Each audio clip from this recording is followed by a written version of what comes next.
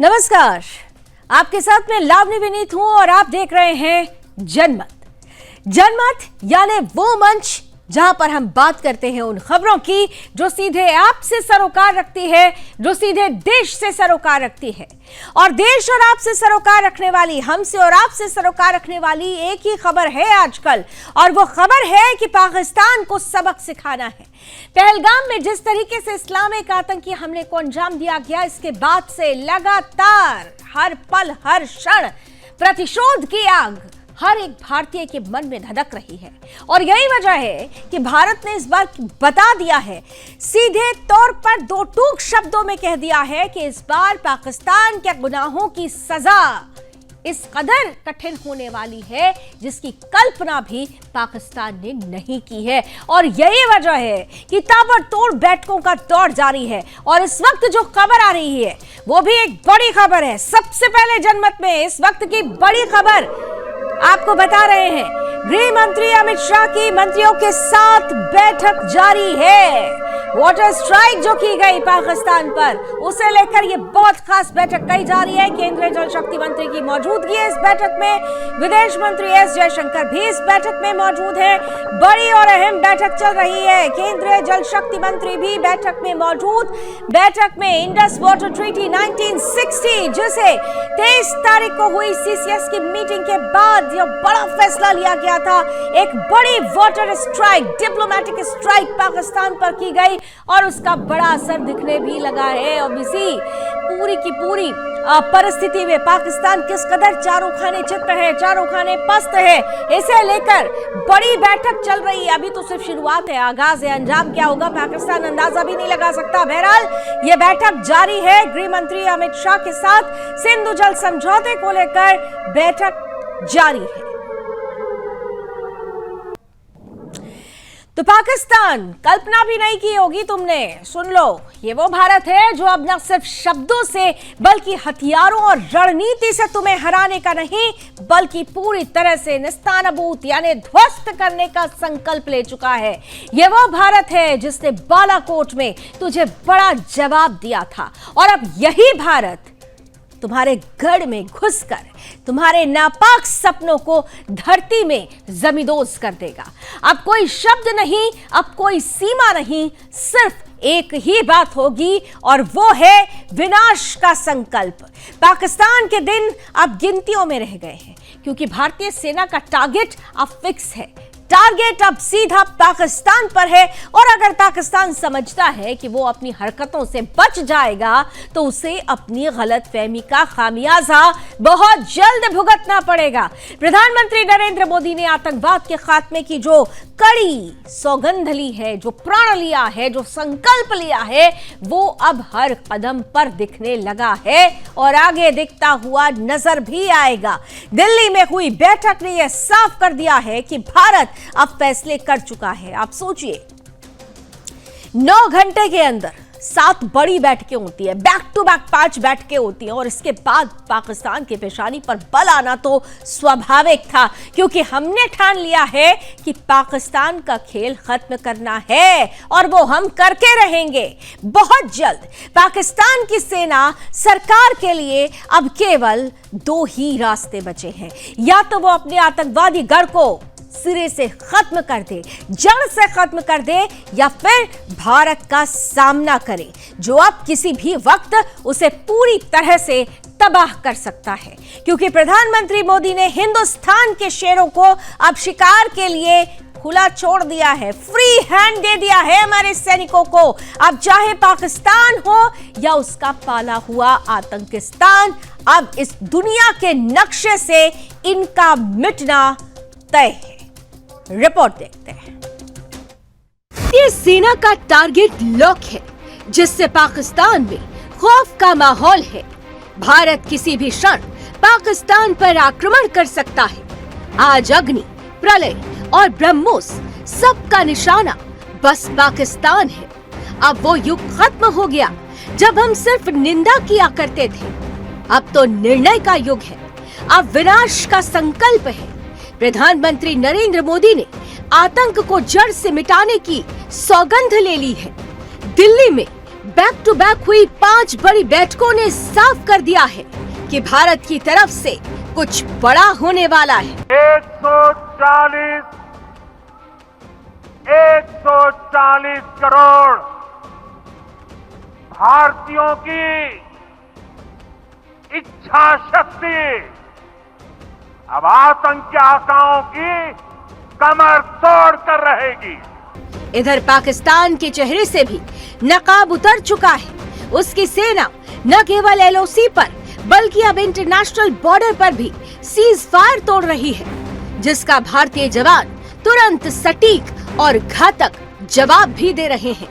असर इतना है कि पाकिस्तान का मंत्री आधी रात को कैमरे पर आकर थरथराते हुए मिन्नतें कर रहा है, भारत हमला कर देगा, भारत हमें मिटा देगा, हमें बचा लो।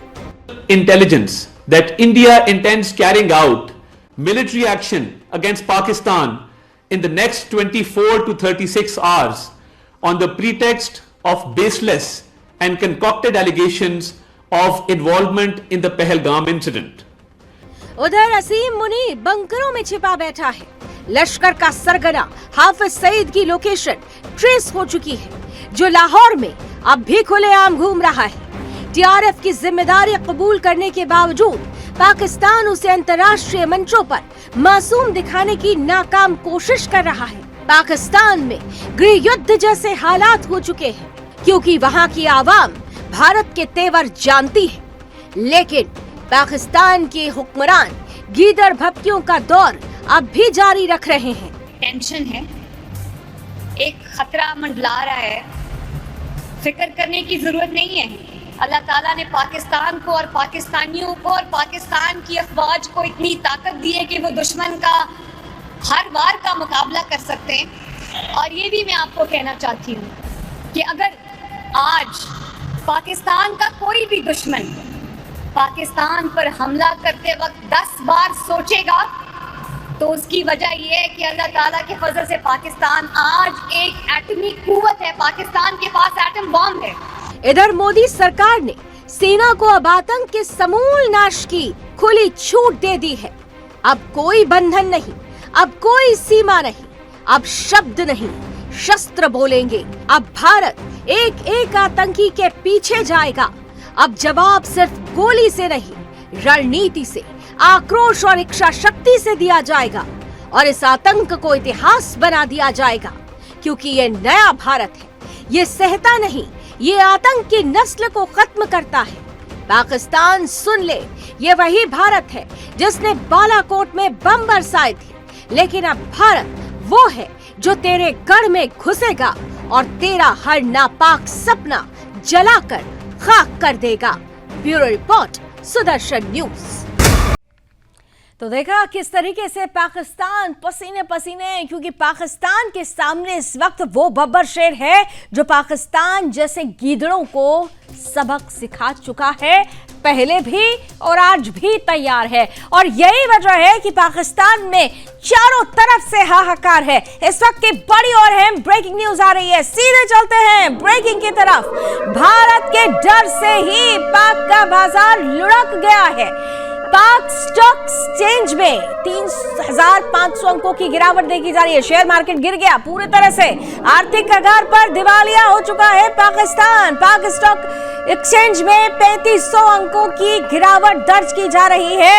ये गिरावट इस लिहाज से है क्योंकि भारत ने पाकिस्तान को चौतरफा घेर लिया है। वो चाहे मनोवैज्ञानिक सर्जिकल स्ट्राइक हो, डिप्लोमेटिक सर्जिकल स्ट्राइक हो, या फिर आने वाले समय में बहुत जल्द सैन्य वाली सर्जिकल स्ट्राइक हो, चारों तरफ से पाकिस्तान गिरा है। शेयर बाजार औंधे मुंह गिर गया। अब महंगाई की मार किस तरह से झेल रहा है पाकिस्तान, आवाम परेशान है। चीनी 120 रुपए किलो मिल रही है तो दूध के लिए 210 रुपए प्रति लीटर चुकाना पड़ रहा है। चिकन 780 रुपए किलो, और छोटे छोटे जो सामान है, आटा जो जिसके बिना पहले भी तरस रहा था पाकिस्तान, किस कदर आटे के रेट हाई पहुंच चुके हैं। चावल 275 रुपए प्रति किलो पहुंच चुका है, यानी ये तस्दीक करता है 800 रुपए प्रति किलो आटा पहुंच गया। आप सोचिए, अंदाजा लगाइए कि किस तरह से पाकिस्तान अपनी गलतियों का खामियाजा अपने अपनी ही आवाम को भुगतने को मजबूर कर रहा है, क्योंकि भारत को छेड़ा है और भारत के छेड़ने पर भारत ने जो कदम उठाए हैं, जो सिर्फ आगाज भर है, उतने से ही पाकिस्तान की हालत पतली होती जा रही है। तो पाकिस्तान पूरी तरीके से अपनी आर्थिक कमर टूटते हुए देख रहा है। बावजूद इसके गीदड़ भभकियां रुक रही है, क्योंकि अपनी आवाम के बीच में कोशिश हो रही है कि छवि बड़ी बनाया जा सके, लेकिन वही आवाम अब किस तरह से पाकिस्तान की हुक्मरानों को, पाकिस्तान की सेना को, ISI को पानी पी पी कर कोसती हुई नजर आ रही है। इसका भी उदाहरण हम सामने रखेंगे। पाकिस्तान के हालात को बयां करते हुए एक रिपोर्ट भी आपको दिखाएंगे। पाकिस्तान की हालत पतली होती जा रही है। पाकिस्तान के डर का अंदाजा इसी बात से लगाया जा सकता है कि रातों में नींद नहीं आती पाकिस्तान को। हुक्मरानों को 2 बजे रात में सामने आकर प्रेस कॉन्फ्रेंस करना पड़ता है। डर सता रहा है कि 24 से 36 घंटे में भारत आक्रमण कर सकता है। प्रधानमंत्री मोदी के फ्री हैंड करने के बाद अब सिर्फ पाकिस्तान नहीं, बल्कि उसके पाले हुए आतंकिस्तान का भी अंत तय है। अब न कोई चेतावनी है, न कोई सहनशीलता, केवल निर्णायक कार्रवाई होनी है। मसूद अजहर हो या फिर हाफिज सईद, ISI का हेडक्वार्टर हो या POK के लॉन्च पैड्स, भारत की मिसाइलें अब हर एक ठिकाने को निशाना बनाने के लिए तैयार है। पाकिस्तान के अंदर खलबली मची हुई है और ये खलबली बिल्कुल स्वाभाविक है। जैसे ही PM मोदी का बयान आया, पाकिस्तान के सूचना मंत्री ने खुद माना कि भारत अगले 24 से 36 घंटों में सैन्य कार्रवाई कर सकता है। तो पाकिस्तान, वो डर जो तेरे अंदर बैठा हुआ है वो बेबुनियाद नहीं है, बल्कि पूरी तरह से सही है। ये वही भारत है जिसने पुलवामा के बाद पाकिस्तान को एयर स्ट्राइक से जवाब दिया था, और अब वही भारत तेरे खिलाफ निर्णायक एक्शन की तैयारी में है। देर रात में जिस तरीके से राफेल ने भारतीय सीमा के अंदर पेट्रोलिंग की, रात भर उसकी गर्जना पाकिस्तान के हर एक बाशिंदे के रोम रोम को थर्राती रही, वो ये बताता है कि किस तरीके से पाकिस्तान भारत से घबराया हुआ है। भारत के निर्णायक एक्शंस उसने पहले भी देखे हैं और यही वजह है कि उसकी रातों की नींद गायब हो चुकी है। पाकिस्तान की फजीहत तय है, क्योंकि भारत की सेना ने आतंकवाद के खिलाफ संकल्प लिया है और वो पाकिस्तान के पाले हुए आतंकिस्तान को जड़ से मिटा डालेगी। भारत के एक्शन प्लान तेरे हर आतंकवादी गढ़ पर अब काल की तरह मंडरा रहे हैं, और यही वजह है कि पाकिस्तान अब हर जगह अपनी लिए बार बार ये कहता हुआ नजर आ रहा है, अपने लिए, अपनी जिंदगी के लिए, अपने लोगों के लिए। और उनके लोग कौन? वो आतंकी। उनकी जिंदगी के लिए ही किस तरह से UN में भी गिड़गिड़ाते हुए नजर आए, ये बात हमने पहले भी आपके सामने रखी थी। लेकिन जिस तरीके की परिस्थिति पाकिस्तान के लिए इस वक्त बनी हुई है, उसका डरना स्वाभाविक है, क्योंकि भारत काल बनकर पाकिस्तान के सामने खड़ा है। रिपोर्ट देखिए। तो भारत ने ठान लिया है कि भारत का सिर्फ एक मात्र टारगेट है, पाकिस्तान और उसके पाले हुए आतंकियों का खात्मा। और यही वजह है कि भारत अपने हर संकल्प को याद करता हुआ हर वो कदम उठा रहा है जो पाकिस्तान के लिए एक एक पल उसके ऊपर भारी पड़ाता हुआ नजर आता है। इन सब के बीच एक और बड़ी खबर आ रही है। सीधे चलते हैं इस वक्त की बड़ी खबर की तरफ। भारत के एक्शन से पाकिस्तान में हड़कंप है। समझ में आता है, पाकिस्तान के रक्षा मंत्री ख्वाजा आसिफ का बयान सामने आ रहा है। कह रहे हैं कि गुजरते वक्त के साथ हमले का खतरा बढ़ रहा है। एक एक पल कितना भारी पड़ रहा है, इससे अंदाजा लगाया जा सकता है। कई देश तनाव कम करने में लगे हुए हैं, लेकिन गुजरते वक्त के साथ हमले का खतरा बढ़ रहा है। पाकिस्तान का ये डर स्वाभाविक है, क्योंकि भारत ने एक्शन लेना शुरू कर दिया है और इस एक्शन से ही पाकिस्तान में हड़कंप है।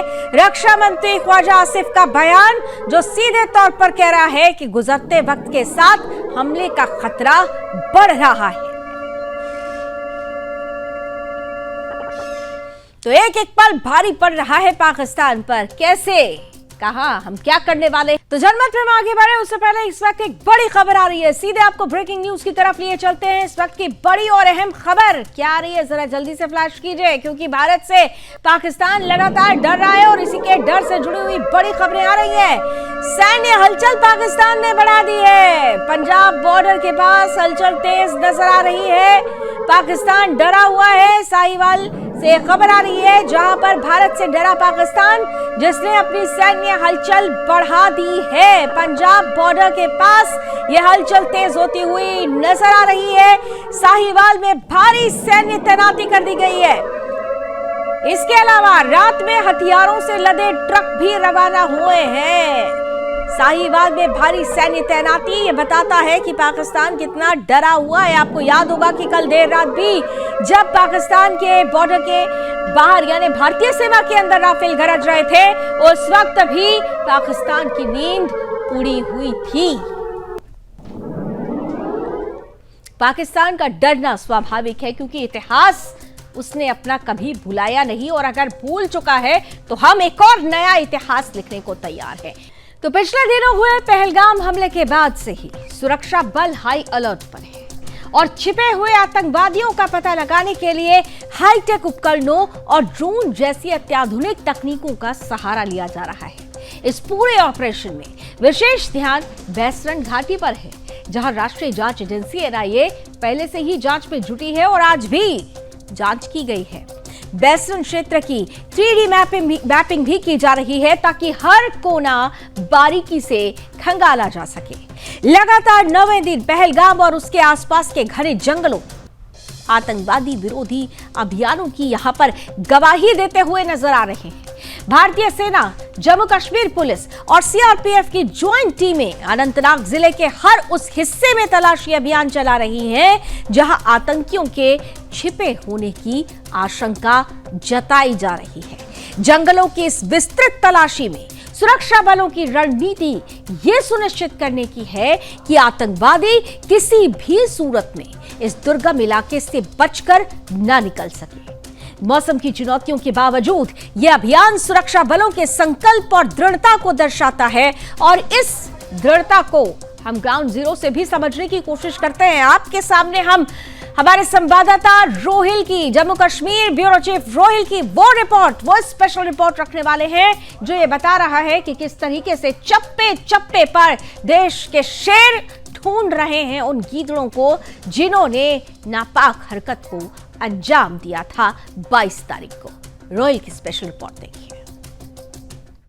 सुदर्शन न्यूज की टीम लगातार दक्षिण कश्मीर के अनंतनाग के बैसारन की घाटी के जो आसपास के जंगल है, जहां पर आज लगातार जो है सर्च ऑपरेशन जारी है, और इस सर्च ऑपरेशन में अभी तक जो है कोई भी सफलता है अभी सुरक्षा एजेंसीज को नहीं मिली है, लेकिन अभी भी सर्च ऑपरेशन जो है इन जंगलों में लगातार जारी है। थोड़ा सा हम आगे जाने की जो है वो कोशिश करेंगे, क्योंकि ऊपर जो जंगल के ऊपर काफी ज्यादा जो है सुरक्षा बल की तैनाती की गई है, क्योंकि ऑपरेशन काफी ज्यादा बहुत ही चैलेंजिंग सिचुएशन में जो है यहाँ पे उसको, क्योंकि इन जंगलों में काफी ज्यादा महत्वपूर्ण ऑपरेशन जो है वो सुरक्षा बलों का जारी है, और ये काफी घने जंगल है, और इन्हीं जंगलों में लगातार जो है इस ऑपरेशन को आज भी सुरक्षा बल के जवान जो है वो चला रहे हैं। आप देख सकते हैं ये किस तरीके का इलाका है, जो है काफी कठिन रास्ता है, काफी हाई टेरेन वाला इलाका है, और इस इलाके में लगातार जो सुरक्षा बल के जवान ये कोशिश कर रहे हैं कि जिन आतंकियों ने बैसारन आतंकी हमला जो अंजाम दिया है उनको ढूंढ निकाल कर न्यूट्रलाइज किया जाए। आप देख सकते हैं किस तरीके से यहाँ पर जो है ऐसी ऐसी गुफाएं बनी हुई है, इन्हीं गुफाओं का सहारा जो है यहाँ आतंकी ले रहे हैं। चंदन आपको दिखाएगा किस तरीके का एरिया है, और लगभग ये घना जंगल है। इस घने जंगल में इसी तरीके के एरिया जो है बहुत सारी जगहों पे है, और ऐसे जगहों का इस्तेमाल जो है आतंकी हाइड आउट के लिए करते हैं, और इसमें काफी ज्यादा छुपने की भी जगह जो है वो यहाँ पर मिलती है। लेकिन लगातार जिस तरीके से इस ऑपरेशन को चलाया जा रहा है, एक तरफ से सीमावर्ती इलाकों में काफी ज्यादा जो तनावपूर्ण हालात है, पाकिस्तान पूरी तरीके से डरा हुआ है, उनके खिलाफ एक के बाद एक कार्रवाई जो है यहाँ भारतीय सेना जो है कर रही है, और दूसरी जान से इन जंगल वाले इलाकों में जो अनंतनाग के बहुत सारे जंगल वाले इलाके हैं, इन जंगलों में ऑपरेशन जो है वो लगातार जारी है, लेकिन अभी तक कोई भी कामयाबी नहीं मिली है। हालांकि राष्ट्रीय जांच एजेंसी एनआईए जो है बैसारन की उस घाटी में गए थे और वहां पर पूरी तरीके से जांच की जा रही है। और साथ ही आज जानकारी मिली कि एनआईए की तरफ से वहां पर जो है इस इलाके का 3D मैपिंग जो है वो की गई है और उसके बाद इलाके में जितने भी जो एंट्री और एग्जिट पॉइंट्स हैं इनको सुरक्षा बलों ने सील किया है। लगातार सर्चेस वहां पर की जा रही है। ये देखिए इलाका कैसा है, काफी घना जंगल वाला इलाका है और ऊपर काफी घने जंगल जो है वो आपको नजर आ रहे होंगे। और लगातार ऐसे जंगलों का इस्तेमाल जो है आतंकवादी इस लिहाज से करते हैं ताकि उनको छुपने की जगह मिले, ताकि उनको ये जो गहरी खाई यहाँ पर है, नदी नाले हैं, उनका इस्तेमाल जो है एक हाइडआउट के तौर पे करे। इस वजह से आतंकी जो है इन जंगलों का सहारा लेते हैं और ऑपरेशंस में जो है यहाँ पर उनके लिए भी जो है करना काफी ज्यादा कठिन होता है। लेकिन ऐसे इलाकों में ऑपरेशंस लगातार जारी है। आप देख सकते हैं ऊपर सुरक्षा बलों की तैनाती जो है वो की गई है। लगभग हजारों की तादाद में सुरक्षा बल के जवान इस समय इन जंगलों में, अनंतनाग के इन जंगलों में ऑपरेशन चला रही हैं। हालांकि अभी तक कोई भी बड़ी सफलता जो है वो नहीं मिली है, लेकिन जंगल वाला इलाका है, ऑपरेशन काफी ज्यादा कठिन मरहले में चल रहा है। आशंका ये जताई जा रही है कि आतंकी इन जंगलों में पनाह लिए हुए हैं, उनके खिलाफ लगातार आज भी ऑपरेशन बड़े पैमाने पर जारी है। कैमरा पर्सन चंदन के साथ रोहित बशीर, सुदर्शन टीवी, दक्षिण कश्मीर, अनंतनाग। तो घने जंगलों में छिपे हुए आतंकियों की तलाश लगातार जारी है और कहते हैं कि गीदड़ की जब मौत आती है तो वो जंगल की तरफ बचने की सोचता है, लेकिन यहाँ तो हम जंगलों को भी नहीं छोड़ने वाले हैं, क्योंकि यहाँ पर सर्च ऑपरेशन चल रहा है, ज्वाइंट ऑपरेशन चल रहा है और संकल्प एक है कि इन गीदड़ों को ढूंढकर उन्हें खत्म करना है। इन सब के बीच एक बड़ी खबर और आ रही है। सीधे चलते हैं इस वक्त की ब्रेकिंग न्यूज की तरफ। पाकिस्तान की आतंकवादियों के साथ 60 गांठ की तस्वीर एक बार फिर सामने आई है। पाकिस्तान के नेता को आतंकवादी हाफिज सईद के साथ देखा गया है। पाकिस्तान की आतंकवादियों के साथ 60 गांठ की तस्वीर पहले भी आती रही है और एक बार फिर पाकिस्तान के नेता को आतंकवादी हाफिज सईद के साथ देखा गया है। वो हाफिज सईद जिसे कहा जा रहा है कि 48 घंटे के अंदर उसने कई लोकेशंस बदली, क्योंकि उसे अपनी भी मौत का डर सता रहा है। और अब ऐसे में खबर ये आ रही है कि अभी तक वो पाकिस्तान जो कह रहा था कि हम तो भाई आतंक को नहीं पालते हैं, हमने इस हमले को अंजाम नहीं दिया है, और ऐसे में ये तस्वीर देखिए, आपकी टीवी स्क्रीन पर वो तस्वीर आ चुकी है जहां पर पाकिस्तान के नेता के साथ ये खूंखार आतंकी हाफिज सईद मिलता हुआ नजर आता है। और ऐसे में ये तस्वीरें इस बात को प्रमाणित कर रही हैं कि किस तरह से पाकिस्तान की हुक्मरानों की, पाकिस्तान की सेना की और इन तमाम नेताओं की साठगांठ आतंकवादियों के साथ है। इन्हीं तस्वीरों के साथ, इन्हीं तस्वीरों पर ताजा अपडेट लेने के लिए हमारे साथ मेरे सहयोगी जम्मू कश्मीर ब्यूरो चीफ रोहिल हमारे साथ जुड़ चुके हैं। रोहिल, एक और तस्वीर जिसने ये तस्दीक कर दी है, जिसने प्रमाणित कर दिया है कि पाकिस्तान जो अपने आप को दूध का धुला बताने की कोशिश कर रहा है, दरअसल वो पूरे तरह से जहर में नहाया हुआ है। हाफिज सईद के साथ पाकिस्तान हुक्मरानों के नेता अगर नजर आते हैं तो ये अपने आप में बहुत बड़ा प्रमाण है। रोहिल, देखिए और जिस तरीके से लगातार जो है पाकिस्तान कर रहा है कि आतंकवाद से कोई देना नहीं है, वो आतंकवाद का खुद बता देता है। इस तरह की जानकारी कल प्रेस कॉन्फ्रेंस में पाकिस्तान से जो इंफॉर्मेशन मिलती है, रात के 2 बजे करते हैं और प्रेस कॉन्फ्रेंस में बोलते हैं कि आतंकवाद से उनका कोई लेना नहीं है। लेकिन यहाँ पर सबसे ये सामने निकल कर आती है कि जो पंजाब विधानसभा के स्पीकर है मलिक मोहम्मद अहमद खान में के साथ जो है वो है, उनके साथ एक पार्टी में शामिल हुआ है। फिर इसके बाद दूसरी जानब से पाकिस्तान जो है ये कह रहा है कि आतंकवादी का कोई देना नहीं है। दरअसल ये जो मोहम्मद खान मलिक है, ये पंजाब विधानसभा का स्पीकर है और ये पूर्व प्रधानमंत्री नवाज शरीफ का काफी ज्यादा क्लोज एक माना जाता है और देश के साथ रमजान में इफ्तार पार्टी में देखा गया है। और तरीके से आप देख सकते हैं तस्वीर में कानपुर पे एक्सक्लूसिव खबर को शेयर कर रहा है। तो इस तरफ से पाकिस्तान है ये चीज छापा लगाता है कि इनका विवाद से कोई लेना देना नहीं है। तो दूसरी तरफ से उनके जो नेता है वो लगातार के साथ जो है पार्टी में बैठ के उनके साथ तो कहीं ना कहीं जो आतंकी है जिनको काफी ज्यादा जो है तरीके से तलाश कर रहा है, मास्टर ऑफिस के हमलों का ये बताया जा रहा है। तो पूरी तरीके से एक तरफ से पाकिस्तान जो है उसका देश जो है विश्व ये भी कहता है कि आतंकवाद से इनका कोई लेना देना नहीं। तो पाकिस्तान के जो नेता हैं वो लगातार आतंकवादियों के साथ जो है पाकिस्तान में है।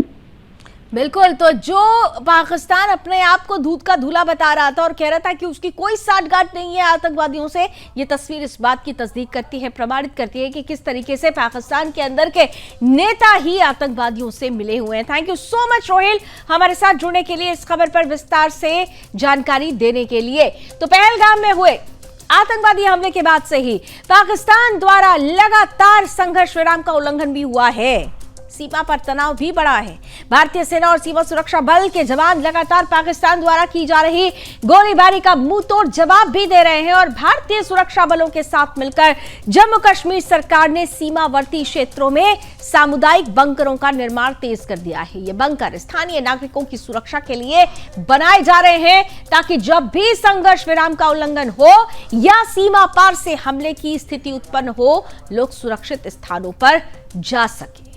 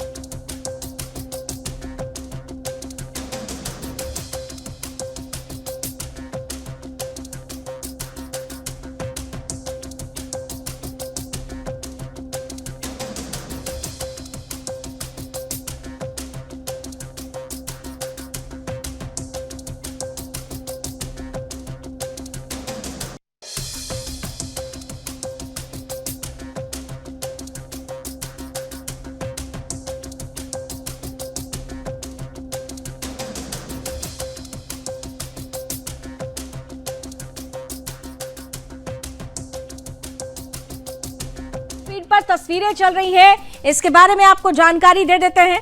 टीवी स्क्रीन पर चल रही तस्वीरें दरअसल इंक, सैफरन एंड फ्रीडम का विमोचन, भारत के बौद्धिक पुनर्जागरण की ओर एक सशक्त कदम।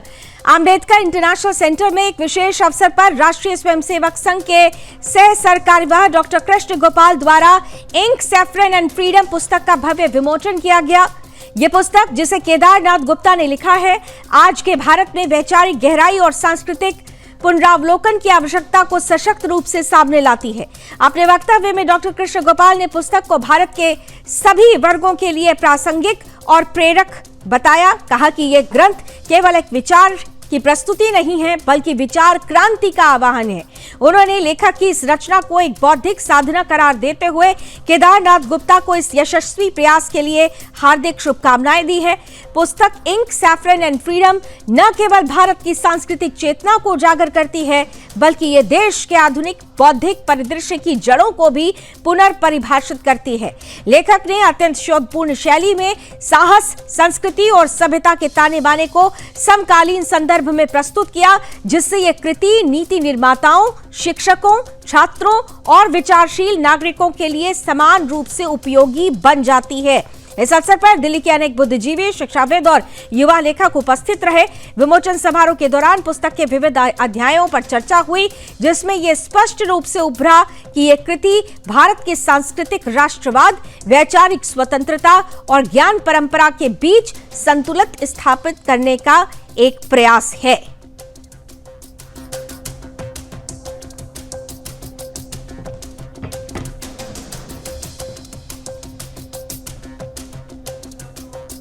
और चलिए इसी के साथ जनमत में अभी बस इतना ही। देश और दुनिया की तमाम खबरों के लिए आप जुड़े रहिए सुदर्शन न्यूज के साथ। जय हिंद।